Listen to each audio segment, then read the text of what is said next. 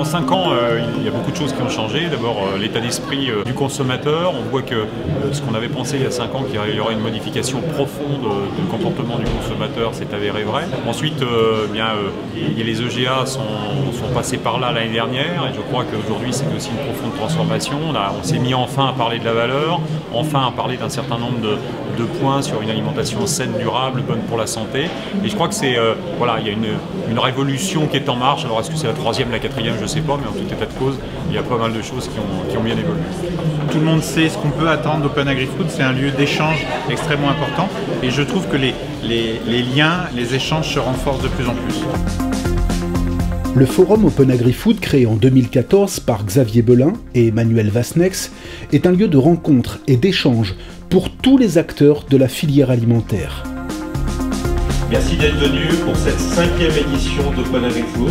Et c'est en plaçant la RSE au cœur de toutes les conférences qu'Open Agri-Food se veut force de proposition pour une agriculture, une alimentation et une distribution responsable. Chaque année, ce forum réunit environ 2000 participants et fait intervenir des speakers issus de tous les échelons de la filière agroalimentaire. L'Open Agri-Food, c'est aussi plus d'1 millier d'étudiants qui assistent et participent pendant 2 jours afin d'apporter un regard neuf sur les grands enjeux de l'alimentation de demain.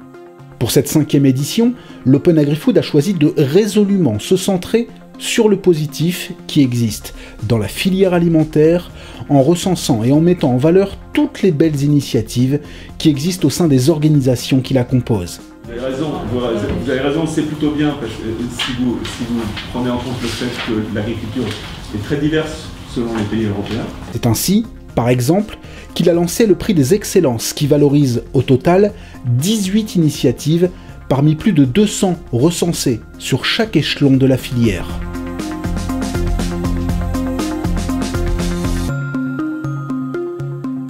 Comme chaque année, plusieurs grands temps forts sont venus rythmer les 2 jours. La plénière, destinée à ouvrir les chakras et les consciences aux grands enjeux de la filière alimentaire de demain, en est un. Cette année, c'est le continent africain, continent en devenir par excellence, qui a été mis à l'honneur. Je pense que quand on parle d'Afrique, on ne peut pas ne pas parler d'imaginaire, d'holistique, d'enthousiasme, de passion. Au cours des 2 journées, 8 grandes conférences ont tenté d'apporter des éclairages nouveaux et de faire réfléchir sur des questions d'actualité qui font débat au sein de la filière agroalimentaire. En parallèle des conférences, chaque jour, l'Open Agri-Food a proposé une dizaine d'ateliers et des déjeuners thématiques. Des ateliers qui ont notamment permis aux agriculteurs d'échanger avec les autres acteurs économiques de la filière sur des sujets qui font leur quotidien, comme le bien-être animal, le glyphosate ou encore la nouvelle PAC. Je crois que l'avenir de l'Open Agri-Food, ce sera ce qu'on veut en faire. C'est-à-dire qu'aujourd'hui, on a vu que nous, ce qu'on avait réussi, c'est à mettre les gens ensemble, à faire dialoguer, à rapprocher les mondes. On l'a encore vu cet après-midi dans un certain nombre d'échanges où finalement, entre agriculteurs dans sa problématique et distributeurs dans la sienne, les gens ne dialoguaient pas, etc. On voit que les problèmes sont là, on voit que les solutions seront de toute façon dans le collectif et dans le collaboratif. Maintenant, c'est les acteurs qui vont définir finalement ce que sera l'Open de demain.